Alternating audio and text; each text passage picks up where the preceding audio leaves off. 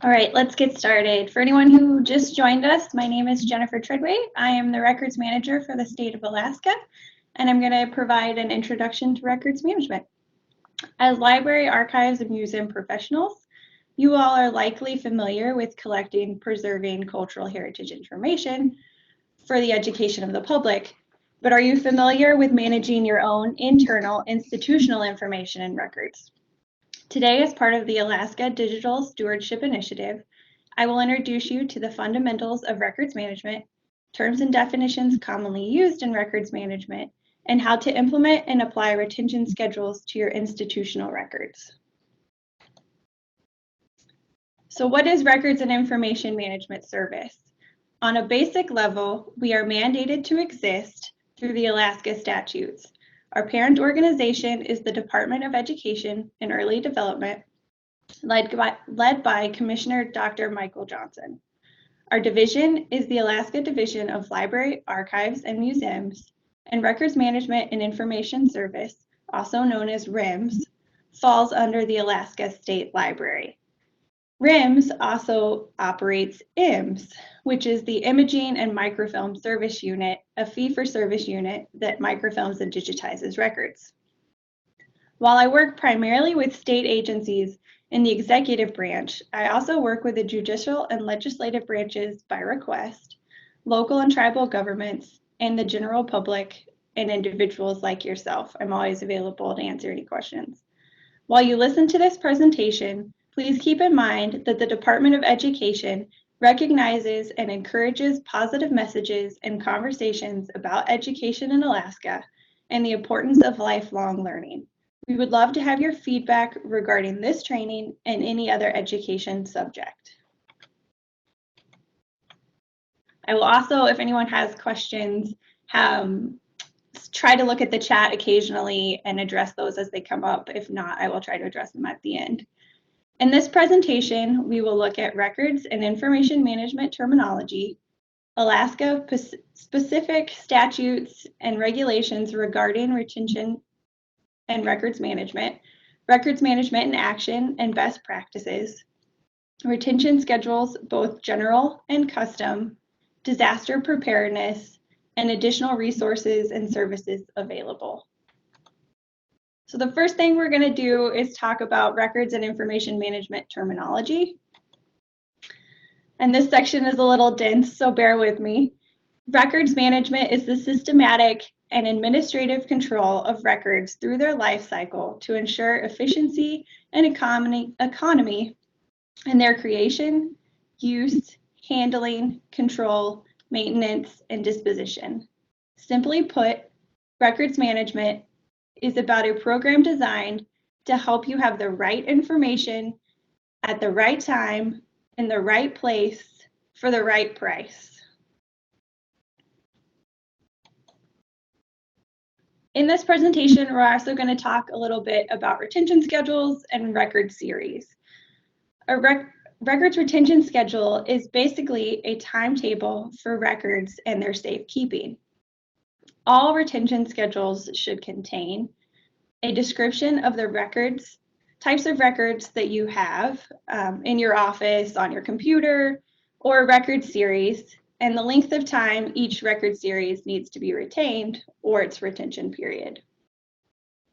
Retention schedules are a legal document allowing you to dispose of records. If it's not on a schedule, you can't destroy it. To define record series, a record series is a group of files or documents that are kept together either physically or intellectually because they relate to a particular subject or function, resulting in the same activity, or documents of specific type of transaction. They may further be managed under the same statutes and have the same retention periods. Examples of record series might include personnel records, administrative reports, policies, procedures, and regulations, surplus files, or accounts payable and accounts receivable files.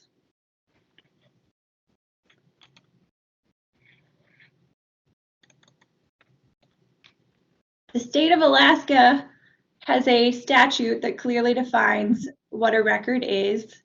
A record by statute means any document, paper, book, letter, drawing, map, plat, photo, photographic file, motion picture film, microfilm, microphotograph, exhibit, magnetic or paper tape, punched cards, electronic records, or other documents of any other material, regardless of physical form or characteristic, developed and received under law or in connection with a transaction of official business and preserved or appropriate for preservation by an institution as evidence of the organization's function, policies, decisions, procedures, operations, and other activities, or because of the information value in them. Don't worry, you will see that whole definition again a little later, and I know that is quite the definition. You'll also notice that I put electronic records as a separate definition. In reality, they are records and are included in the statute above, but many folks don't see a record in those terms, although electronic record is stated in the statute. Many folks think when it's time to destroy a record that they can just scan it and get rid of the paper and keep the scan, but really you're just creating the same record in a different format. So what isn't a record? Extra copies of a document preserved solely for convenience of reference, stocks of publications and processed documents, preliminary drafts, personal files, not personnel, personal, and blank forms would not be considered a record. Often, when dealing with records, you may have to define what the record copy is. When records are kept in more than one format, you should identify an official record copy to which you will apply the full retention period. When the record copy is electronic, it's important to identify the storage location, directory or subdirectory, and make sure that all your changes are made in that record copy file. Whenever there are copies of records used for reference, convenience, or access, they need to be destroyed whenever they are no longer needed or when the retention period is up, whichever is sooner. These include copies of records in different formats, such as electronic or microfilm. Duplicates of records copies should never be retained longer than the official record copy. Otherwise, a situation may occur when the duplicate outlives the record copy, which may then become subject to a subpoena or may have to be provided for records request. By maintaining a copy longer than your schedule states, you open your organization up to risk.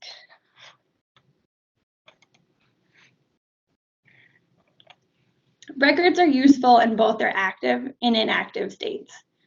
Records are active if they're being accessed, used, or referred to at least once a month. When active, we want to keep the records close to us for easy retrieval. So we keep them in filing cabinets or on computers that are easily searched and or producible. Records become inactive when they're no longer needed to access them on a regular basis. At this point, we usually move them to offsite storage or record center, or offline storage if they're electronic.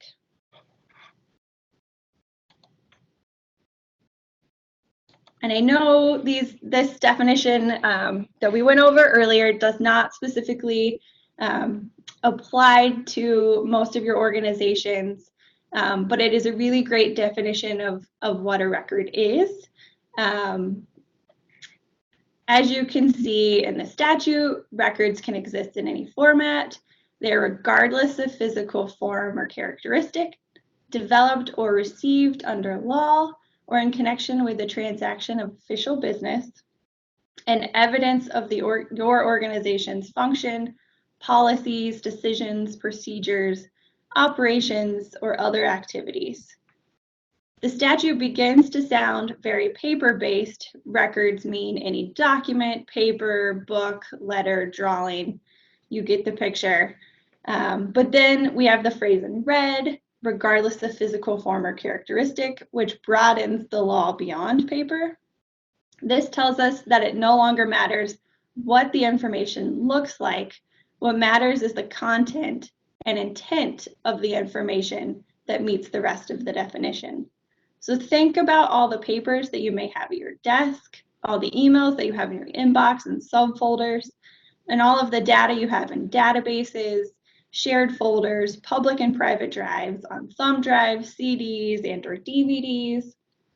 All the information can be all of that information can be a record if it meets the next part of the definition, developed or received, which is what you, as archives, library, and museum professionals, do. You develop and create records and information and receive records and information.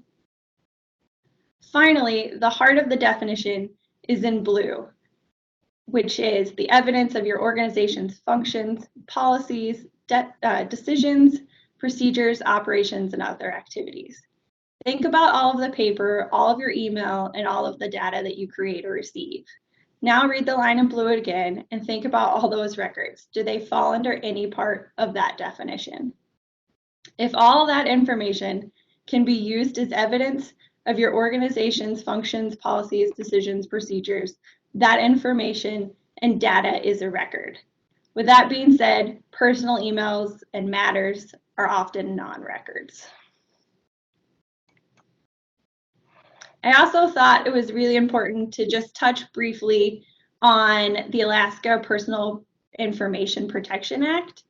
Personally identifiable information, also known as PII, refers to information about individuals which may or may not be publicly available that can be used to distinguish or indicate an individual's identity, and any other information that is linked or linkable to an individual, such as medical, educational, financial, or employment information. This information should be kept physically protected at all times from anyone not authorized to access the information. For example, paper records containing PII should be contained in locked cabinets or rooms. Electronic records containing personally identifiable information should be encrypted or password protected. If these records must be saved on removable medias, such as electronic hard drives or laptops, the media or equipment should also be stored in locked cabinets or rooms when not in use. So now that we've gotten past kind of the very technical terms and statutes, I wanted to talk about records management in action and what that looks like. Records management is important because it helps your institution comply with federal regulations and state statutes. It helps your institution document its history, provides improves efficiency and productivity, provides proof of existence, activities and processes, and provides litigation and audit support. When you correctly use retention schedules to control and manage your records, you increase your institution's efficiency and reduce the possibility of incurring legal action for disposing of records improperly. The use of records retention schedules ensures your institution will manage growth of records holdings. So you can manage the growth of your records because you are able to locate the information more readily, and you will have less need for storage of all types of formats in multiple locations. You will have you will be using your space effectively and saving on costs for new equipment or construction for systematically removing outdated records from file cabinets, office and storage spaces, and record centers. Most people don't think about it, but all of those file cabinets take up real estate within your building, and what could you be saving space-wise from a space perspective if you didn't have so many file cabinets that were holding outdated records that had met their retention. In addition, records management helps you identify and protect essential records. it helps you identify essential and vital records needed to be protected or duplicated in the event of a disaster. It ensures you're meeting your fiscal, archival, legal, and administrative requirements. And it says corporate memory, but in this case, your institution's legacy, because you're making sure that records are destroyed in a systematic and accurate way. Records management ensures that your records will be destroyed legally, and reducing your risk of maintaining records longer than you need. As long as you have the information,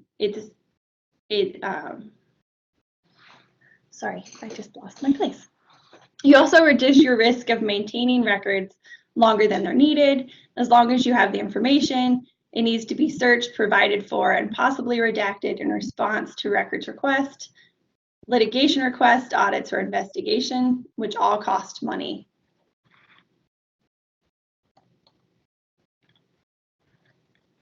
Improperly destroying records is not the answer to records management, and neither is keeping everything. There are implications for both, including wasting the resources to store records, waste of staff time to search for records, possible liability issues, possible destruction of permanent or archival records, possible destruction of records before meeting fiscal and legal requirements, and having to produce records in discovery proceedings that otherwise would have been destroyed. Judges and arbitrators are likely to view retention schedules that aren't followed as evidence on an inadequate records management program, or worse, as evidence of intentional wrongdoing.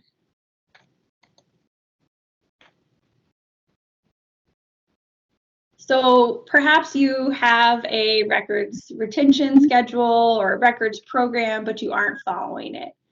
Some of the implications of improper record keeping may include poor management of information assets, which is wasting resources to store and search. Lack of enforcement on a retention schedule invites ad hoc decisions. So you may have an employee who decides, oh, I only need to keep this for 5 years. Oh, I only need to keep this until I make that presentation, then I don't need to keep it again. It also results in haphazard and reactive records destruction, which results in liability and possible loss of historic and/or essential records.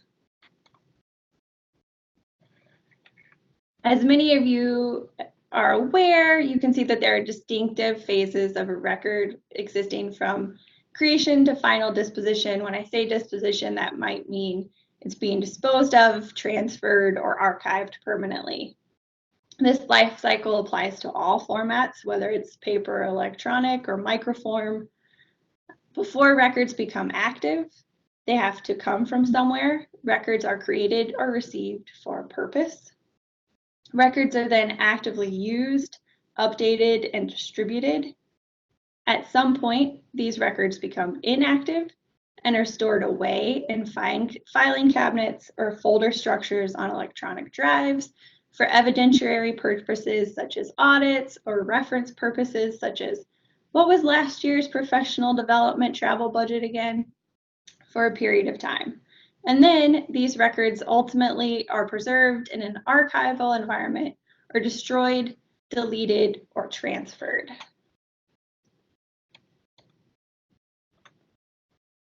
As library, archives, and museum professionals, you're likely familiar with long-term storage and preservation methods for physical objects and paper records.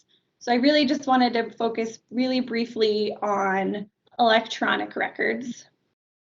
And I'm sure this may have been talked about in previous sessions. This is a really great guide from the National Archives that talks about different preservation formats. From email correspondence to complex geospatial databases, electronic records are rapidly replacing paper in most day-to-day operations. Furthermore, the value and complexity of these electronic records and information continues to increase. As such, You should prioritize records management, digital preservation, and continued access. Here are a few preservation formats to consider when developing a plan to manage your electronic records. One thing you should be thinking about with electronic records is making sure you are migrating those records every few years, and also considering the possibility that some of these formats are proprietary. So if Microsoft no longer exists in 20 years, are you going to be able to open that Word document, or are you going to be able to open that PDF if Adobe were to be bought out? Things to consider when you're exporting to electronic. And then I also wanted to just kind of give an overview of things you can do with electronic records immediately. You should take action to ensure they're preserved and accessible. Do not wait until your software is being replaced or a project is ending to think about how your records are going to be preserved. Naming conventions, hierarchical file organizations, version control, and disposition strategies will help you now and in the long term, and ensure that all of your employees and contractors know and follow these rules. And also making sure you're backing up your records. Backups serve to guarantee long-term or short-term continuation of operation, capturing a snapshot of electronic records at a certain moment in time, and allowing for quick restoration after data loss, system crashes, or natural disasters. And we are in the middle of a pollen apocalypse, so I'm just going to pause for a second and get a sip of water.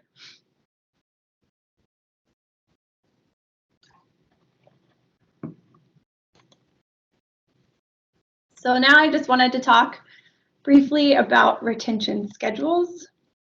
The state of Alaska has very specific schedules. We have a general schedule, which is used by all agencies for general administrative records relating to budget preparation, general accounting, grants management, procurement and leasing, personnel files, information technology, and then we have agency-specific schedules. Agency-specific schedules,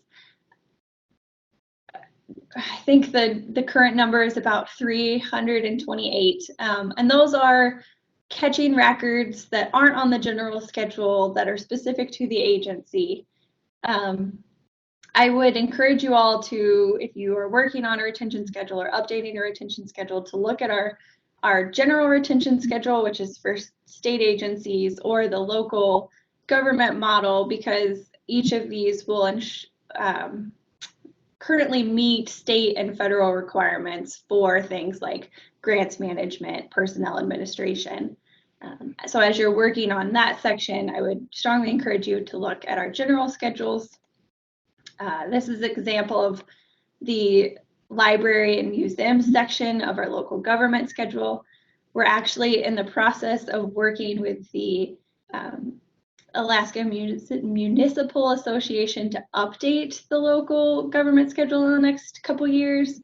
And so we would welcome your feedback on anything you think is missing in that section that we could add.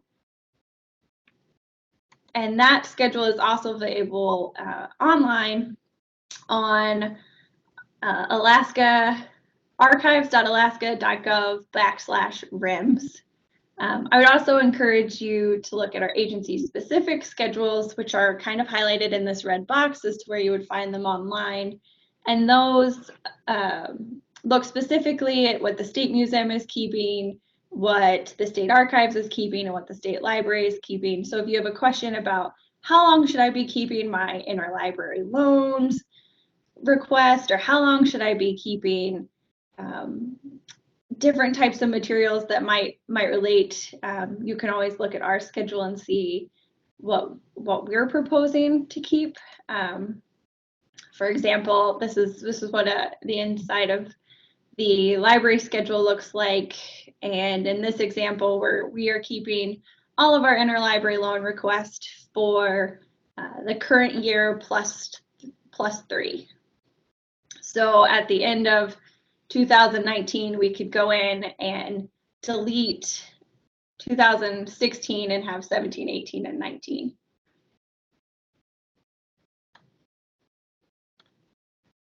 I also included links to several other examples. There's a couple for museums, there's a couple for archives, there's one for public libraries, and then the Gettys is kind of a mix of their library and their archives, as well as the Park Service. And those links should work once the slides are available to everyone at the end. And then I always think it's really helpful to have simple decision trees when trying to decide, is something permanent, is it not permanent? And so this is an email decision tree, and it just looks at, okay, so you receive an email in your inbox, and your first decision is, does it relate to your job or official business?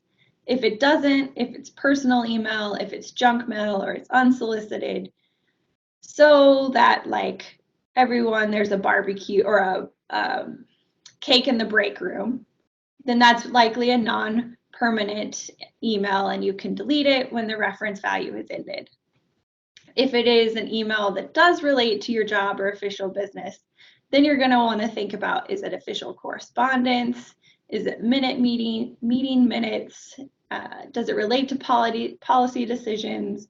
Is it a conversation back and forth with a donor that's going to go in an accession file? If those are the kinds of things that that email relates to, it's likely going to be permanent.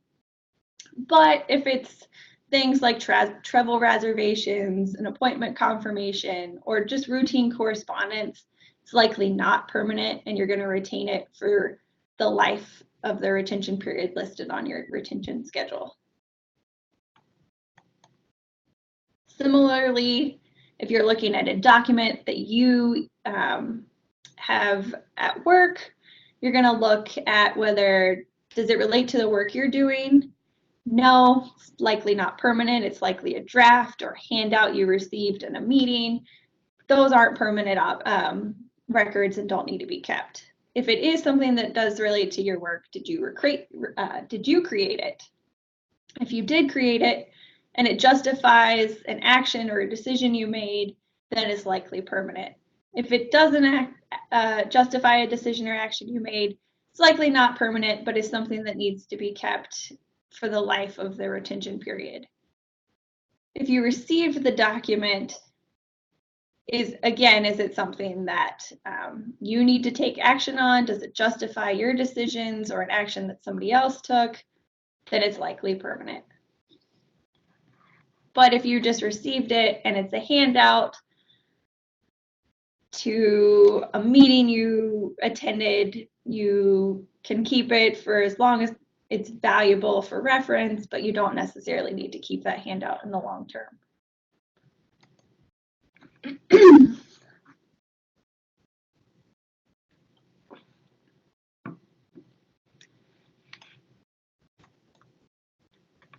So in light of the Anchorage earthquake, I really think it's important to always talk about disaster preparedness. It's important to prepare a written disaster plan that includes the emergency contact list of how you're going to get in touch with your employees or others who might be needed, especially outside of business hours.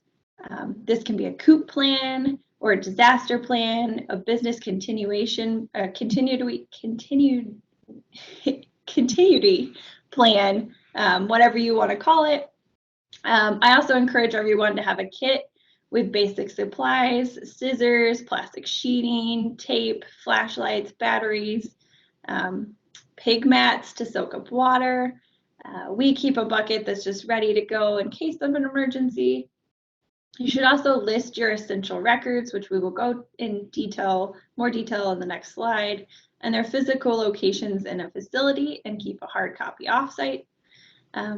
You also want to communicate with your local fire department so that they will know that you have records stored in a building and will not do additional damage when extinguishing a fire.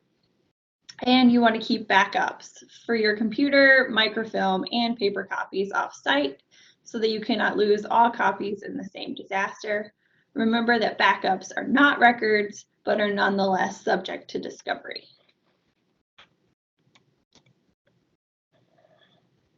So essential records, sometimes called vital records, we at the state call them essential records so they aren't confused with vital statistics. Essential records are those records needed for the continuation or resumption of operations of an organization during or following a disaster. Disaster preparedness and COOP plans depend on identifying essential functions and records in order to restore the key functions of those organizations. Essential records are any records, regardless of format or archival value, that are necessary for the daily functions of government during and after an emergency. They are those records that you will need restored within 70, so the records you will need to restore within 75 hours or less of having a disaster. So once you've been cleared to go back into your building, these are the first things that you're going to need to resume or continue operations. For example, I was just working on a retention schedule update with the Alaska Housing Finance Corporation, and the first things they are going to need in a disaster is, with the exception of how to contact their employees, the first thing they're going to need is to get back up and running would be who do they owe money to, who owes money to them, that kind of information. Essential records are also necessary to protect the rights of individuals.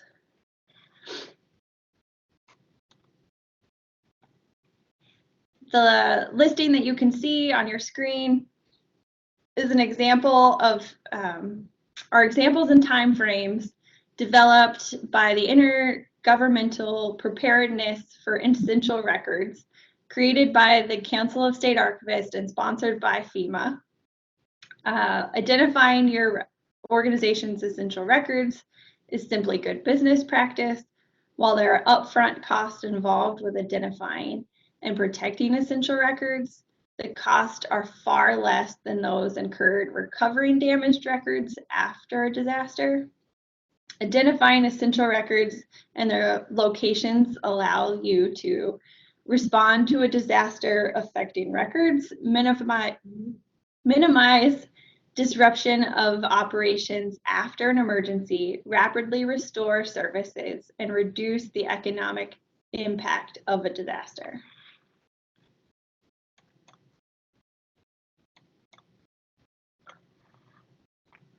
Although, as I stated at the beginning, most of my work, I work most closely with the executive branch agencies. Records and Information Management Service offers written guidance that can be edited to fit your institutional needs. Some of that guidance includes guidance on permanent and historic records, benefits of effective record keeping, filing and storing records, guides for new and departing employees, records move plans, things to consider when updating a retention schedule, storage of permanent digital records, guidelines for digitizing or microfilming records, naming conventions, emergency planning, and email management. As I mentioned earlier, I am always happy to answer questions as they relate to records management, and I'm happy to help find retention schedules that may or help you locate retention schedules that have similar record series that you may be questioning how long you should be keeping. I'm happy to help kind of answer any of those reference questions. I also wanted to briefly touch on imaging in our imaging and microfilm service. Our imaging and microfilm service is a fee-for-service unit that will work on document preparation for scanning and microfilming. So if you have lots of boxes, we will go through and make sure they're turned all the right direction. We'll remove all the staples. If you already have boxes in perfect condition, we can go through and just do the scanning or microfilming of source documents. I always encourage institutions that are looking to go make their records more electronic to consider also outputting those records to microfilm and having that microfilm as a disaster copy. The state archives offers free microfilm storage for disaster recovery and essential record copies. So in 20 years, if you haven't followed your migration plan and you can't open that Word document, it's on microfilm, so it can be redigitized into a new format. So I always encourage, if you're looking at going that electronic route, to consider what might be permanent records and what might make sense to output to microfilm.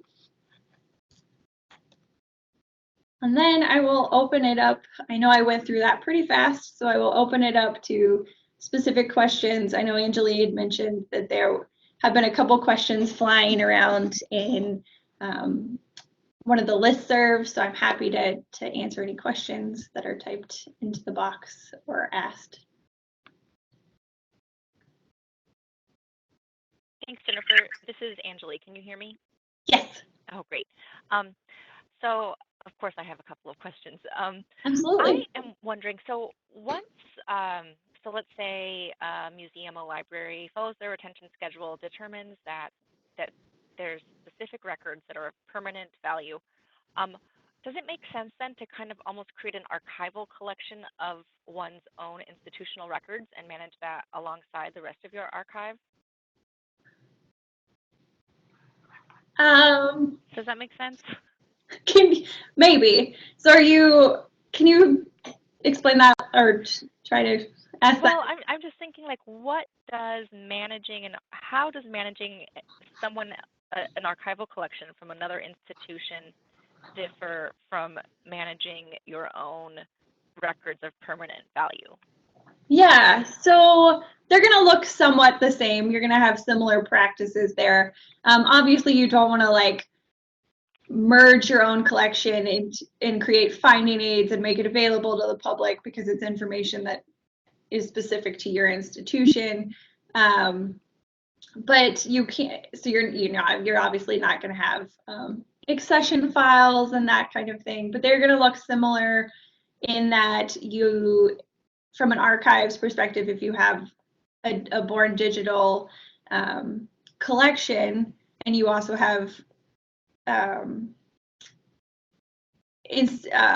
institutional records that are also born digital that have permanent value, those migration plans are going to look similar in terms of making sure you can still open that document 5 years from now. One of the things that the archives was tasked with recently was cleaning up all of our drives, and we had a Word document. Thank goodness it was just kind of a printing labels document from 1996 that we cannot open because it's in an old Word format. So I'm sure you guys are all aware that occasionally when you open something in Word, it'll say you want to upgrade. Do you want to upgrade to the new format? And it'll do that for you. Well, the document from 1996 won't open. It is past. It is no longer available for upgrading to Microsoft Word 2006. But going back to your question, you're going to want to develop similar migration plans for both. So then you wouldn't want to create like a finding aid for your own institutional records then? I mean, you could from an intern. I don't know if you would want to make it a public finding aid. I mean, it may be helpful to have a finding aid for yourself internally, but I'm not sure if you would want to. I mean, if it makes sense to have your institutional records as something that other organizations could look through, then potentially. Okay.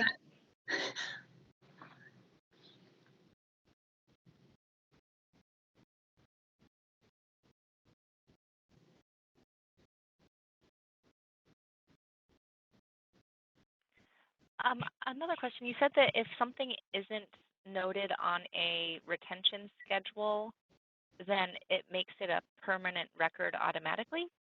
So it doesn't make it a permanent record automatically. You just want to think really carefully before you dispose of it. and question like why is it not on my retention schedule, or why is it not on this general schedule that applies to our whole agency? And then look to, I mean, if it's something that you're producing on a regular basis, but it's not on your retention schedule, I would encourage you to put it on your retention schedule. It's just something that you don't want to just like haphazardly delete or dispose of. State executive branches are not allowed to, because we're a public institution. State agencies cannot just dispose of anything that's not on a retention schedule. And then if they do want to dispose of anything on a retention schedule, they have to go through a process that involves several different departments and is almost the same process as updating a retention schedule. So if it's not on your schedule, you just want to think really long and hard about the fiscal or legal or administrative reasons why you might want to keep it at before you dispose of it.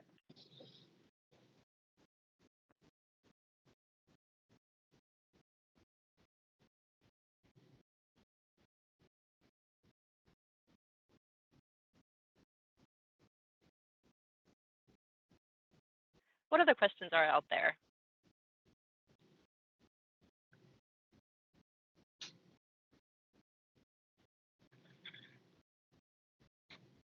Oh, Jennifer, who in an organization is typically responsible for creating retention schedules or managing records? What is that?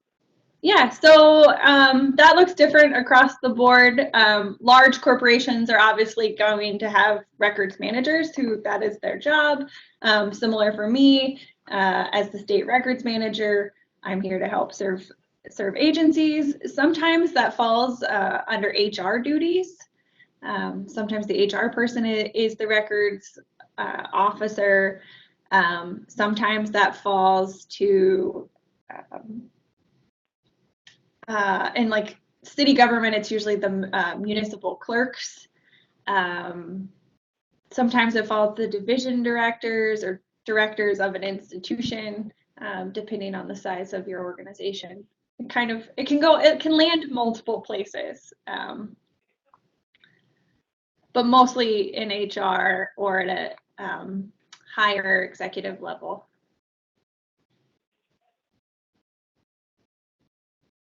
Let's say that an organization has never had a retention schedule and is interested in starting a records management program. Where do you suggest they begin?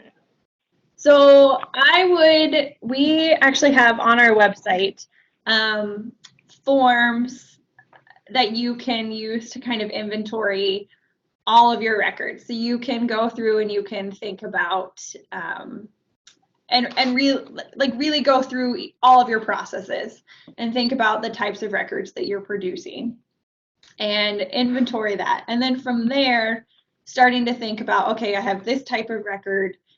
Are there fiscal or like federal regulations that say I have to keep this for this number of years for audit purposes, in case there's a question about a former employee? How long do I need to keep those? And that's where I was suggesting you can look at our general schedule for suggestions on how long to keep like personnel files. How long after an employee leaves should you be keeping a personnel file? How long should you be keeping payroll records? That kind of information. I know it's not the exciting stuff like your accession records, but those type of records are on the general schedule and currently meet state and federal standards. So you can look at that to gain an idea of how long you should be keeping those. Often we even try to cite the federal regulation or state statute that those relate to. I also, this afternoon, some of the links that I provided, I will go back to that for you. Some of the links I provided here are on the Society for American Archivists that you can look at.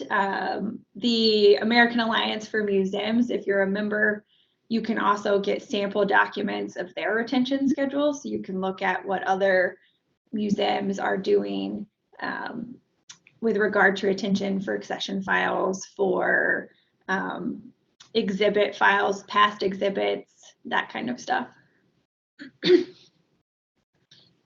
And then you can also reach out to me if there's something that you're not seeing on another schedule or you're not sure about it. I'm always happy to help kind of do that research with you and say, smaller institutions are doing it this way, but larger institutions with million-dollar budgets are doing it this way, and trying to help you find that like happy medium of something that works for you.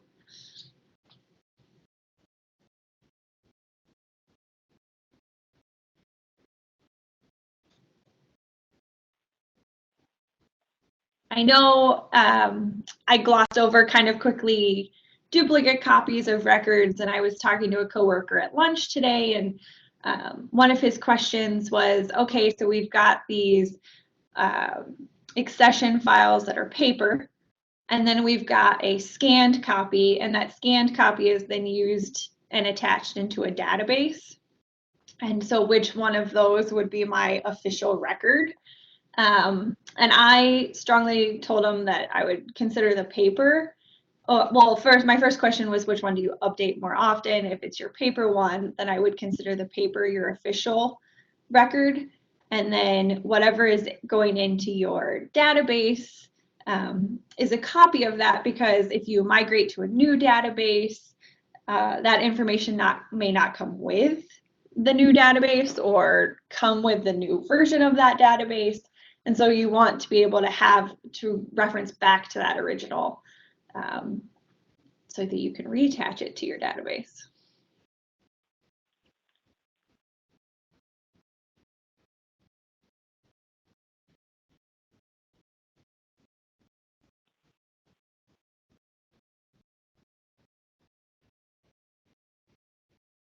Any questions out there? Comments?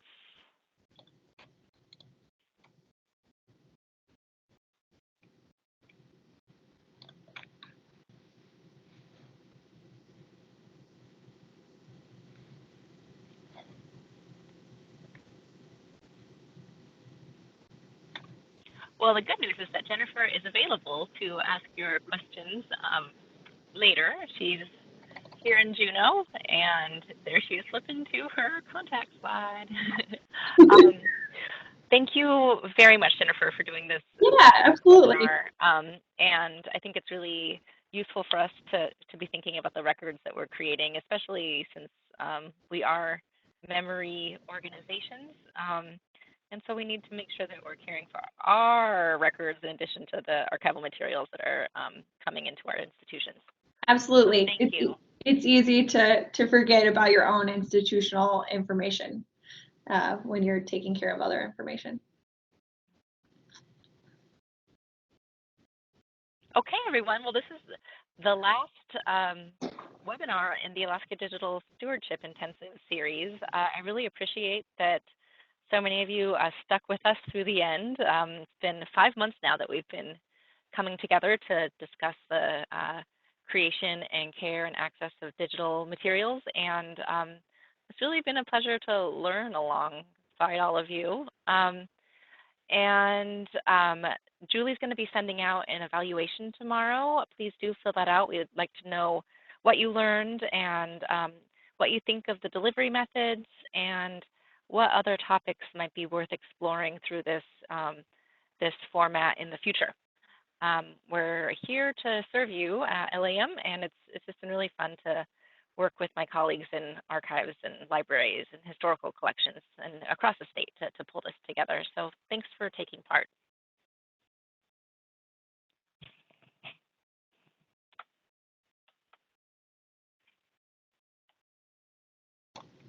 Thank you for letting us participate.